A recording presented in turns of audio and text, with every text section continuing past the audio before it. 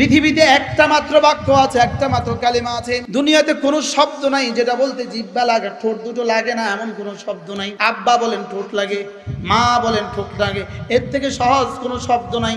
মা লেকিন ঠোঁট লাগে, পানি ঠোঁট লাগে, লেকিন একটা শব্দ আর একটা বাক্য আমাদের কাছে আছে যেটার মধ্যে ঠোঁট লাগে না।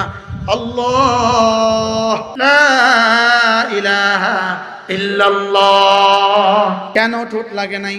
রব্বুল আলামিন জানতেন কিয়ামতের আগে খোদা না খাস্তা আমার বন্ধুটাকে যদি মৌতের আগে যদি আইসিইউতে ঢুকিয়ে দেওয়া হয়, সেখানে যদি তার এখানেও 5 লাগিয়ে দেওয়া হয়, এখানেও যদি 5 লাগিয়ে দেওয়া হয়, আমার বন্ধু জীবনের শেষ কালেমাটা তো জিহ্বা ছাড়া, ঠোঁট ছাড়া তো পড়তে পারবে না।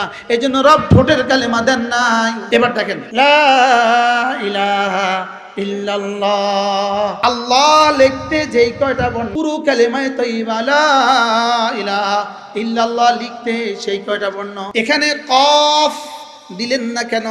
এখানে সদ দিলেন না কেন? বদ দিলেন না কেন? এজন্য দেন নাই।